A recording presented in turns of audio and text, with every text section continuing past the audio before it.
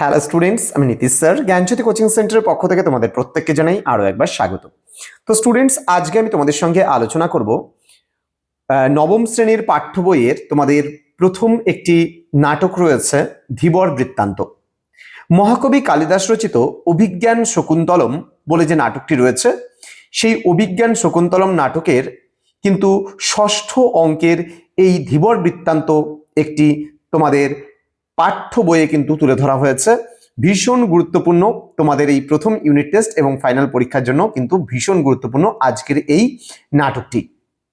এবং এই যে নাটকটি তোমাদের সঙ্গে আলোচনা করব তার তর্জমা করেছিলেন। তর্জমা মানে কি? এটাকে ট্রান্সলেট করেছিল। যেহেতু মহাকবি কালিদাস সংস্কৃত ভাষায় কিন্তু তার সমস্ত নাটকগুলো বা তার রচনাগুলো আমাদের সামনে তুলে ধরেছেন, সেগুলোকে বাংলা ভাষায় তর্জমা মানে এই নাটকটি, বিশেষ করে অভিজ্ঞান শকুন্তলমের যে ধীবর বৃত্তান্ত বলে তোমাদের পাঠ্য বইয়ে যে নাটকটি রয়েছে, এই নাটকটির তর্জমা করেছিলেন। তর্জমা মানে ট্রান্সলেট করা বা বাংলায় লেখা।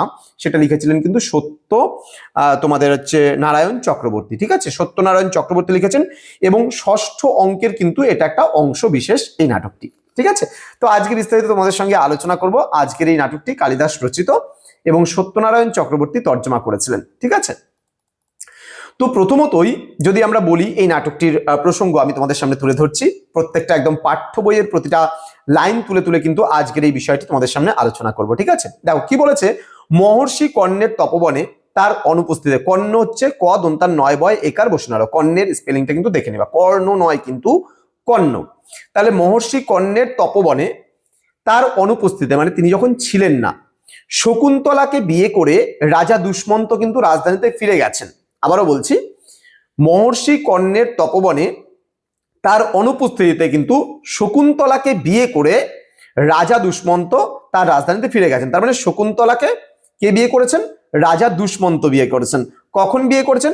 যখন মহর্ষি কর্ণ তার যে তপবন বলে যে আশ্রম রয়েছে সেখানে যখন ছিলেন না, তখনই কিন্তু রাজা দুষ্মন্ত শকুন্তলাকে বিয়ে করেছিলেন তপবনে। ঠিক আছে, মহর্ষি কর্ণের অনুপস্থিতিতে বলতে মহর্ষি কর্ণ কিন্তু ছিলেন না। তাহলে এই যখন ছিলেন না মহর্ষি কর্ণ, ঠিক সেই সুযোগটাকে কাজে লাগিয়ে কিন্তু রাজা দুষ্মন্ত কিন্তু শকুন্তলাকে বিয়ে করেছিলেন। কিন্তু দীর্ঘ সময় পার হওয়ার পরেও কিন্তু শকুন্তলার খোঁজ নিতে কিন্তু কোনো দূত কিন্তু তপবনে এলো না। তাহলে বিয়ে করে কিন্তু রাজা চলে গেল, কিন্তু রাজা কোনো রাজদূত পাঠালো না যে শকুন্তলার যাও তো খবর নিয়ে আসো তো, আমার পত্নী কেমন আছে, আমার রানী কেমন আছে। সেই খবর নেওয়ার জন্য কিন্তু কাউকেই পাঠানো হয়নি, কোনো দূত কিন্তু তপবনে আসেনি। স্বামীর চিন্তায় যখন শকুন্তলা অন্নমনা, তখন কিন্তু তপবনে এলেন ঋষি দুর্বাসা। প্রতিটা লাইন কিন্তু খুব গুরুত্বপূর্ণ, কারণ প্রত্যেকটা জায়গায় কিন্তু তোমাদের খুব ভালো করে শুনতে হবে এবং তার সঙ্গে সঙ্গে পড়তেও হবে। আমি আবারও বলছি, তাহলে কি একদম গল্পের মতন জিনিসটাকে মনে রাখো। তাহলে তপবনটা কার ছিল? মহর্ষি কর্ণের তপবন ছিল এবং সেই তপবনে এসেছিলেন কে? রাজা দুষ্মন্ত। শকুন্তলাকে বিয়ে করে তিনি তার রাজধানীতে ফিরে চলে গেছিলেন, কিন্তু রানীকে নিয়ে যাননি সাথে। কিন্তু অনেকটা সময় পার হয়ে যাওয়ার পরেও কিন্তু সেই রানীর খোঁজ নিতে কিন্তু তপবনে কেউ আসেনি, রাজা কোনো রাজদূতকে কিন্তু পাঠায়নি। এবার শকুন্তলা ভাবছে, রাজা দুষ্মন্তের কথা ভাবছে। এবার যখন অন্যমনা, আমরা যখন ভাবি তখন একটু এক দৃষ্টিতে অন্যভাবে ভাবি না আমরা? ঠিক একইভাবে কিন্তু ভাবছে কে বলতো? এখানে শকুন্তলা ভাবছে কিসের, কার কথা ভাবছে? এখানে রাজা দুষ্মন্তের কথা কিন্তু ভাবছে। ঠিক যখন সে অন্যমনা হয়ে আছেন, অন্যমনা কি? অন্যদিকে ধ্যান রয়েছেন, কে আসলো কে গেল তার কিন্তু কোনো দিকে ধ্যান নেই, কিন্তু তার ধ্যান একটাই দিকে, অন্যদিকে, অর্থাৎ অন্য মনস্ক হয়ে আছে। কোন দিকে? সে কিন্তু রাজার চিন্তায় কিন্তু অন্যমনস্ক হয়ে আছে। ঠিক সেই সময় কিন্তু এলেন কে? ঋষি দুর্বাসা। তাহলে তপবন কার ছিল? মহর্ষি কর্ণের, এবং সেখানে রাজা দুষ্মন্ত এসেছিলেন। কিন্তু পরবর্তীকালে কিন্তু কে, যখন সে মানে পত্নীর চিন্তায় অর্থাৎ রাজার চিন্তায় শকুন্তলা আনমনা হয়েছিলেন, তখন কিন্তু সেখানে এসেছিলেন দুর্বাসা। নামগুলো মনে রাখবে এবং খাতার মধ্যে নোট ডাউন করে রাখো। ঠিক আছে, দেখো শকুন্তলা তার টের না পাওয়ায়, শকুন্তলা কিন্তু টেরও পায়নি বা ভাবতেও পারেনি যে ঋষি দুর্বাসা সেখানে এসছে। তো শকুন্তলা তার টের না পাওয়ায় ঋষি কিন্তু অপমানিত বোধ করলেন। এবার তখনকার দিনে ঋষি মহারিষিরা অভিশাপ এবং আশীর্বাদ দিতেও কিন্তু তাদের সময় লাগতো না, তাই না? তো এবার ঋষি কি ভাবলেন, হ্যাঁ আমি এসে এতক্ষণ ধরে ডাকাডাকি করছি কিন্তু শকুন্তলা কোনো রেসপন্স দিচ্ছে না, এটা তো ঠিক না। তো তিনি কিন্তু তৎক্ষণাৎ তাকে একটা অভিশাপ দিয়ে দিলেন। কি বলছে? অভিশাপটা কি দিয়েছিলেন? বলছে যার চিন্তায় সে মগ্ন সেই ব্যক্তি শকুন্তলাকে ভুলে যাবেন। মানে শকুন্তলা মানে কার চিন্তায় মগ্ন হয়েছে? রাজা দুষ্মন্তের চিন্তায় মগ্ন হয়ে আছে। এবার বলেছে কি রাজা দুষ্মন্ত তাকে কিন্তু ভুলে যাবে, তাকে মনে রাখতে পারবে না, মনে থাকবে না। ঠিক আছে, তো কি বলছে শেষ পর্যন্ত সখী প্রিয়ংবদার অনুরোধে, সখী মানে কি বান্ধবী, সখী মানে বান্ধবী, কার বান্ধবী? শকুন্তলার বান্ধবীর নাম কি ছিল? প্রিয়ংবদা, নামটা মনে রাখবা, প্রিয়ংবদা। এই প্রিয়ংবদা রিকোয়েস্ট করলেন কাকে? ঋষিকে। কোন ঋষিকে? দুর্বাসাকে। বললো ঋষি এমন কিন্তু করবেন না প্রভু, তার কারণ ওকে এমনিতেই তার স্বামী যে রাজা দুষ্মন্ত আছে অনেকদিন ধরে নিতে আসে না, কোনো রাজদূত খবর নিতে পাঠায় না, এমন কিন্তু করবেন না, তাহলে কিন্তু মানে মেয়েটা মারা পড়বে শকুন্তলা, এটা করাটা ঠিক নয়।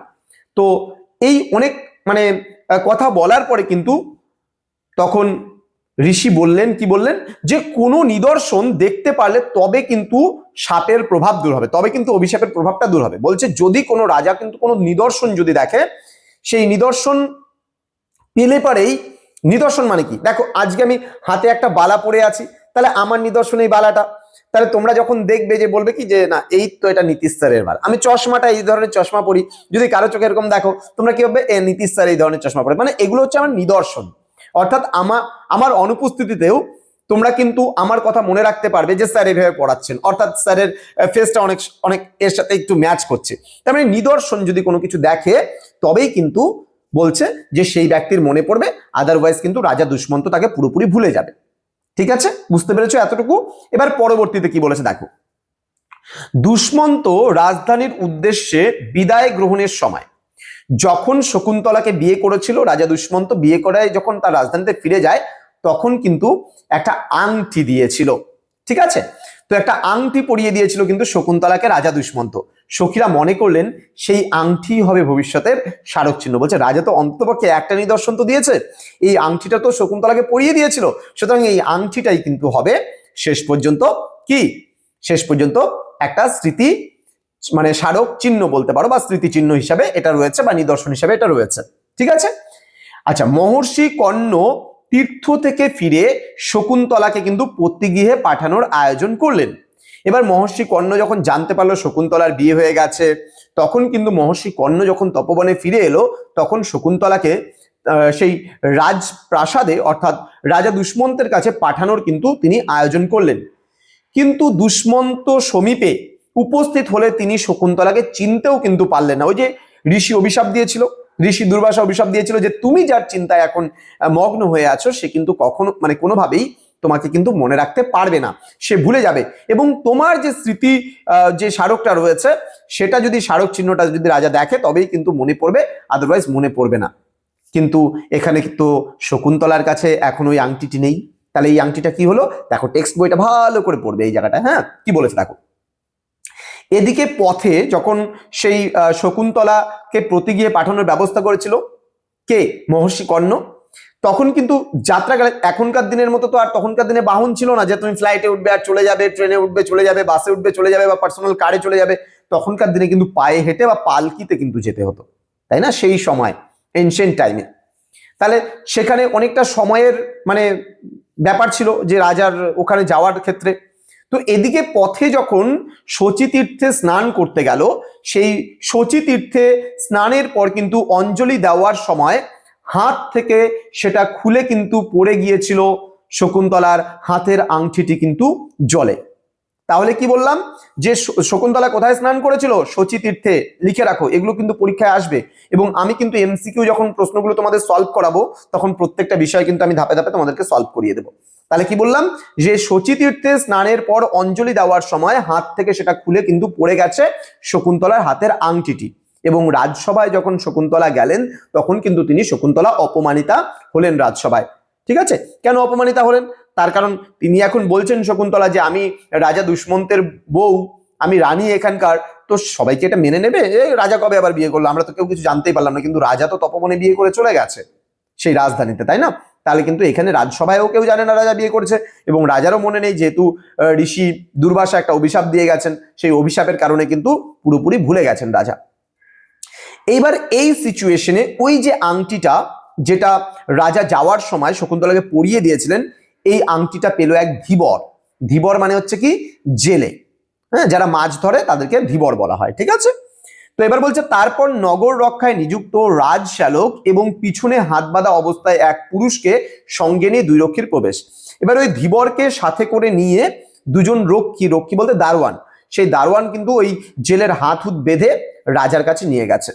এবার দুই রক্ষী তাড়না করে বলতে পিটিয়ে পিটিয়ে নিয়ে যাচ্ছে, বলে ওরে বেটা চোর, বল মণিখচিত রাজার নাম খোদাই করা এই আংটিটি তুই কোথায় পেলি? এবার ধীবরকে ওই রক্ষী বলতে এই যে দারোয়ান মানে রাজরক্ষী মানে রাজ সব মানে যে রক্ষা করে, হঠাৎ করে দেখলো ওই ধীবরের কাছে রাজার আংটি, রাজার নাম লেখা, রাজার নাম খোদাই করা। তখন কিন্তু তাকে মানে তাড়না করে মানে জবরদস্তি করে তাকে বলানোর চেষ্টা করছে, ওরে বেটা চোর, বল মণিখচিত রাজার নাম খোদাই করা এই রাজার আংটিটি তুই কোথায় পেলি? এবার পুরুষ ভয় পেয়ে পেয়ে বলছে, ভয় পাওয়ার অভিনয় করে, মানে যেহেতু নাটক এটা একটা অভিনয়ের প্রসঙ্গ এখানে লেখা আছে, আপনারা শান্ত হন, আমি এরকম কাজ অর্থাৎ চুরি করিনি। বলছে আপনারা শান্ত হন, জাস্ট কান্নার মতন করে ভয় পেয়ে গেছে যে আপনারা শান্ত হন, আমি এরকম করিনি, অর্থাৎ এরকম করিনি বলতে আমি চুরি করিনি। প্রথম জন বলছে, এবার প্রথম রক্ষী বলছে, ওখানে দুজন রক্ষী ছিল, প্রথম রক্ষী বলছে তবে কি তোকে সদ্ব্রাহ্মণ বিবেচনা করে রাজা এটা দান করেছেন? বলছে তবে সোনার আংটিটি এই মণি টনি খোদাই করা এই যে আংটিটা রয়েছে, এই আংটিটা কি রাজা তোকে দান করেছেন? পুরুষ বলতে ওই ধীবর বেটা অর্থাৎ যে জেলে ছিল সে বলছে, কি বলছে, আপনারা অনুগ্রহ করে শুনুন, আমি একজন জেলে, শক্রাবতারে আমি থাকি। পরীক্ষায় খুব গুরুত্বপূর্ণ এখান থেকে একটি প্রশ্ন, যে জেলে কোথায় থাকতো, তাহলে বলতে হবে শক্রাবতারে, তাহলে বিশ্ব কয়টা ফলা আকার ব তয় আকার বসন্ত আকারে, ভেরি ভেরি ইম্পর্টেন্ট। আমি আবারও বলছি মনোযোগ সহকারে পুরো নাটকটা শোনো, দেখবে খুব ইন্টারেস্টিং সহকারে তোমাদের পড়িয়ে দেবো বিষয়টা। এই ক্লাসটা যদি মনোযোগ সহকারে তুমি এক দুবার শুনে নাও, আমি বলছি তোমার এখান থেকে যে কোনো প্রশ্ন, তোমার ছোট প্রশ্ন করুক, তুমি দিতে পারবে উত্তর, এবং বড় প্রশ্নগুলো প্রসঙ্গক্রমে তোমার লিখতে কিন্তু কোনো অসুবিধে হবে না। তাহলে জেলে কোথায় থাকতো? জেলে থাকতো শক্রাবতারে, মনে রাখবে, লিখে রাখো খাতার মধ্যে, শক্রাবতারে। ঠিক আছে, দ্বিতীয় রক্ষী বলতে যে বললাম দুজন দারোয়ান ছিল, দুজন রক্ষী ছিল যারা রাজসভাটাকে রক্ষা করতো, রাজসভা বললে ভুল হবে, পুরো রাজ এরিয়াটা রাজ্যটাকে যারা আর কি করতো, তো তাদের মধ্যে দ্বিতীয় রক্ষী বলছে বেটা বাটপার, আমরা কি তোর জাতির কথা জিজ্ঞাসা করেছি যে তুই জেলে নাকি করিস? আমরা দেখলাম রাজার নাম খোদাই করা তোর কাছে আংটি আছে, সুতরাং এটা রাজার আংটি, তুই কোথায় পেলি, কিভাবে পেলি সেটা বল। তো এবার শ্যালক বলতে রাজ শ্যালক যে ছিল, শ্যালক বলতে শালা, রাজার শালা, সে বলছে সূচক একে পূর্ব পড়া সব বলতে দাও, মধ্যে বাধা দিও না। বলছে একে সব প্রথম থেকে মানে পরপর সবকিছু বলতে দাও, একে বাধা দিও না। ঠিক আছে, এবার দুই রক্ষী বলছে তা আপনি যা আদেশ করেন, বল কি বলছিলি, দুই রক্ষী একসঙ্গে বলছে বল তোর বক্তব্য কি রয়েছে আমরা শুনি। পুরুষ বলছে আমি জাল, বড়শি ইত্যাদি নানা উপায়ে মাছ ধরে সংসার চালাই। বলছে আমি যেহেতু জেলে, আমি মাছ ধরে সংসার চালাই। শ্যালক হেসে বলছে তা তো তোর জীবিকা বেশ পবিত্র বলতে হয় দেখছি, যেহেতু তুই মাছ ধরে সংসার চালাস, তোর তো জীবিকা বেশ পবিত্র। পুরুষ বলছে শুনুন মহাশয়, এরকম বলবেন না, যে বৃত্তি নিয়ে যে মানুষ জন্মেছে সেই বৃত্তি কিন্তু নিন্দনীয়, ঘৃণ্য হলেও তা পরিত্যাগ করা উচিত নয়। বেদজ্ঞ ব্রাহ্মণ স্বভাবে দায়পরায়ণ হলেও যজ্ঞীয় পশুবোধের সময় নির্দয় হয়ে থাকেন। তার মানে আজকে ব্রাহ্মণ অনেক কথাই বলে, কিন্তু তার পেশা যেটা পশু বলি দেওয়ার সময় কিন্তু সে নির্দয় হয়ে থাকেন, সে কিন্তু ভাবে না সে কাকে মারছে। এখন তো পশু বলি অনেকটাই উঠে গেছে, কিন্তু দেখো এই জায়গাটায় কিন্তু কারো প্রফেশনকে ছোট করে দেখা উচিত নয়। দেখবে যখন রাস্তায় চলতে চলতে আমাদের জুতোটা ছিঁড়ে যায়, আমাদের জুতোটা কিন্তু একটা মুচি সেলাই করে দেয়, তাই না? তাহলে সেই মুচির প্রফেশনটাকে কখনোই আমরা ছোট করে দেখবো না। আমরা মানুষ হিসেবে জন্ম নিয়েছি, প্রতিটা মানুষ সে সেই যেই জীবিকার সাথে যুক্ত থাক না কেন, আমরা কিন্তু তাকে মানুষ হিসাবেই কিন্তু মনে করব। ঠিক আছে, আচ্ছা, তো শালক বলছে তারপর বল, তারপরে কি? পুরুষ বলছে, এবার জেলে বলছে, কি বলছে, একদিন একটা রুই মাছ যখন আমি খন্ড খন্ড করে কাটলাম, তখন সেই মাছের পেটের মধ্যে মণিমুক্তায় ঝলমলে এই আংটিটা দেখতে পেলাম। পরে সেই আংটিটা বিক্রি করার জন্য যখন লোককে দেখাচ্ছিলাম, তখন আপনারা আমায় ধরলেন। এখন মারতে হয় মারুন, ছেড়ে দিতে হয় ছেড়ে দিন। কিভাবে এই আংটি আমার কাছে এলো তা বললাম। বলছে আমি একটা মাছ ধরেছিলাম, বেশ বড় সড়ো একটা রুই মাছ ধরেছিলাম, এবং এটাকে আমি খন্ড খন্ড করে যখন কাটলাম, তখন ওই মাছের পেটের থেকে আমি কিন্তু এই আংটিটা পেয়েছি। এটাই আমি সত্যি কথা বলছি। এখন আপনারা আমায় মারতে হয় মারুন, ছেড়ে দিতে হয় ছেড়ে দিন। কিভাবে আমি আংটিটা পেয়েছি সেটা আমি সমস্ত বৃত্তান্ত আপনাদের বললাম। এবার শ্যালক বলছে, জানুক এর গা থেকে কাঁচা মাংসের গন্ধ আসছে, এ অবশ্যই গোসাপ খাওয়া জেলে হবে। তবে আংটি পাবার ব্যাপারে যা বললো তা একবার অনুসন্ধান করে দেখতে হবে, সুতরাং চল একে রাজবাড়িতেই নিয়ে যাই। দুই রক্ষী বলছে, তবে তাই হোক, চল রে গাট কাটা। এই বলে সবাই এগিয়ে চললেন, সবাই এগিয়ে এগিয়ে চলল। শ্যালক বলছে, সূচক বলছে, সদর দরজায় সাবধানে এই চোরকে নিয়ে অপেক্ষা করো, মানে মেইন ডোরের সামনে চোরকে নিয়ে দাঁড়াতে বললো। এবং রাজ শ্যালক কি করলো, রাজার কাছে গেল এই আংটিটা দেখিয়ে সে সমস্ত বৃত্তান্ত শুনবে বলে। ইতিমধ্যে এই আংটি কিভাবে পাওয়া গেল সে বিষয়ে সব মহারাজকে নিবেদন করে আদেশ নিয়ে ফিরছি।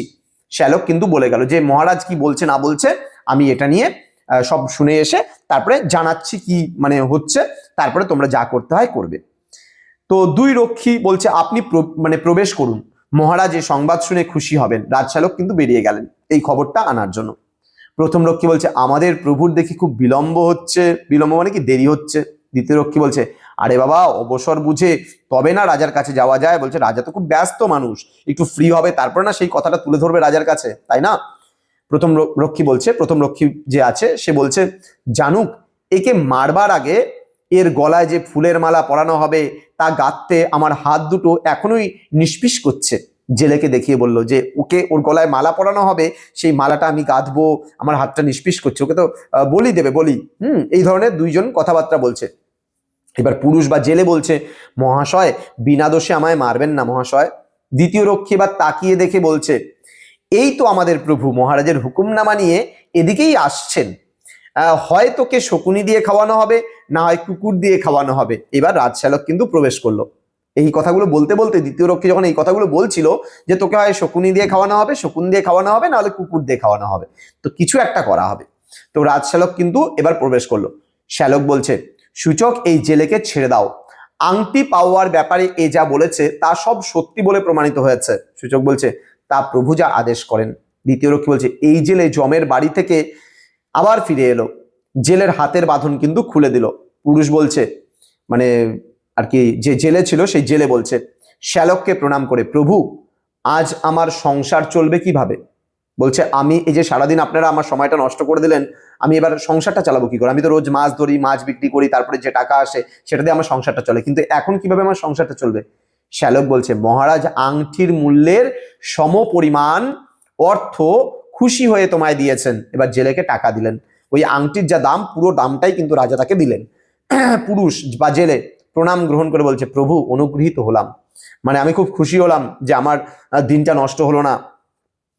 সূচক বলছে, এ কি জাতা অনুগ্রহ, এই যে শুল থেকে নামিয়ে একেবারে হাতির পিঠে চড়িয়ে দেওয়া হলো। বলছে শুল থেকে একেবারে নামিয়ে তাকে মনে হচ্ছে একেবারে হাতির পিঠে চড়িয়ে দেওয়া হলো, এমন একটা ব্যাপার। তো জানুক বলছে, হুজুর যে পরিমাণ পরিতোষক দেখছি তাতেই বোঝা যাচ্ছে এই আংটিটা রাজার খুব প্রিয় ছিল। বলছে জানুক বলছে যে হুজুর যে পরিমাণ পরিতোষক দেখছি যে বোঝা যাচ্ছে রাজার এই আংটিটা খুব প্রিয় ছিল। শ্যালক বলছে, দামি রত্ন বসানো বলেই আংটিটা রাজার কাছে মূল্যবান মনে হয়েছে এমনটা আমার মনে হয় না। সেই আংটি দেখে মহারাজের কোনো প্রিয়জনের কথা মনে পড়েছে, স্বভাবত গম্ভীর প্রকৃতির হলেও মুহূর্তের জন্য রাজা বিলহল ভাবে চেয়ে রইলেন। বলছে এই আংটিটার দিকে রাজা এক দৃষ্টিতে চেয়েছিলেন, তার প্রিয়জনের কথা মনে পড়েছে মানে শকুন্তলার কথা নিশ্চয়ই মনে পড়েছে, তাই না? আচ্ছা, সূচক বলছে, তাহলে আপনি মহারাজের একটা সেবা করলেন বলতে হয়। জানুক বলছে, তার চেয়ে বল এই জেলের সেবা করলেন। জেলেকে হিংসে ভরা দৃষ্টিতে দেখলেন, যে এত একটা আমরা কি ভেবেছিলাম মালা গাঁথবো, জেলেকে শকুনি বা কুকুরকে দিয়ে খাওয়ানো হবে, কত আশা করেছিলাম, কিন্তু হঠাৎ করে এত আবার মানে পুরস্কারও পেলো, রাজা কিছু করলেও না তাকে। তো এই জন্য জেলের দিকে আর কি হিংসা ভরা দৃষ্টিতে আর কি দেখলেন। আচ্ছা, পুরুষ বলছে জেলে মানে আর কি জেলে বলছে, মহাশয় এই পরিতোষকের অর্ধেক আপনার ফুলের দাম হিসাবে দিচ্ছি। এবার আবার কি করলো, জেলে যা পেলো সেই টাকাটার অর্ধেক মানে তাদেরকে দিল, এবং ওই জানুকদেরকে আর কি বললো যে ঠিক আছে নাও। তো জানুক কিন্তু বলছে, এটা তুমি ঠিকই বলেছ। শ্যালক বলছে, শোনো ধীবর, এখন থেকে তুমি আমার একজন বিশিষ্ট প্রিয় বন্ধু হলে, মানে এমন একটা মানুষ বললো তোমাদেরও তো কিছু প্রাপ্য থাকে, নাও তোমাদেরও আমি এই অর্ধেক টাকা ফুলের দাম হিসাবে তোমাদের দিলাম, তোমাদের নেওয়ার ইচ্ছে ছিল দিলাম। তো এখন কিন্তু এই রাজশ্যালক আর হচ্ছে ওই ধীবর কিন্তু বন্ধু হয়ে গেল। এটা সংক্ষেপিত ও সম্পাদিত, এটা তর্জমা করেছিল সত্যনারায়ণ চক্রবর্তী, যেটা আমি গল্পের শুরুতেই বলেছি। তো আজকে যারা আমার এই ভিডিওটি পুরোপুরি দেখলে তারা অবশ্যই চ্যানেলটিকে সাবস্ক্রাইব করে পাশে থাকা বেল আইকন অল প্রেস করে দিও। এই নাটকটি ভালো করে তোমরা পড়ো, 2-4 বার ভিডিওটি আরো পারলে পারে দেখো। আমি প্রত্যেকটা বিষয়কে খুব সুন্দরভাবে বুঝিয়ে দিয়েছি। 1 ঘন্টার যদি তোমরা পড়ো, দেখবে খুব সুন্দরভাবে তোমাদের এই গল্পটা তোমাদের কিন্তু কমপ্লিট হয়ে যাবে। একটু পড়ো বাড়িতে, দেখবে খুব ভালো লাগবে। তোমরা যারা ভাবছো আমাদের সেন্টারে অনলাইনে যুক্ত হবে, তারা অবশ্যই যোগাযোগ করবে। আমাদের অফিসিয়াল নাম্বার ডেসক্রিপশন বক্স দেওয়া আছে, তাও আমি একবার বলে দিচ্ছি, লিখে নাও 6295916282 এবং 7076398606 নাম্বারে। দেখা হচ্ছে খুব তাড়াতাড়ি আরো একটা নতুন ক্লাস নিয়ে তোমাদের সঙ্গে। তোমরা প্রত্যেকেই ভালো থেকো, সুস্থ থেকো। Thank you so much. Thanks for watching after all. Thank you.